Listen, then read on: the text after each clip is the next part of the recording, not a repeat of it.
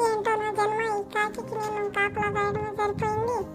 నాకేమో అన్నం పెట్టారు, దాన్ని నేను తినలేకపోతా ఉన్నాను. దీని దగ్గర కాపలా కాయలేకపోతా ఉన్నాను. అది ఏంటో అలా ఉందో చూడు. ఎప్పుడెప్పుడు వెళ్తాడో తినేస్తాడు. అమ్మ నా అన్నాన్ని అది తినేయాలని చూస్తుంది. ఏం జరుగుతుందో చూడాలి ఈరోజు. ఎలా వెళ్ళాడు ఈ జానుగాడు? వీడు అన్నాన్ని వాడు వచ్చే లోపల నేను తినేయాలి, ఎలాగైనా తినేయాలి. అది గురం వచ్చేసట్రా.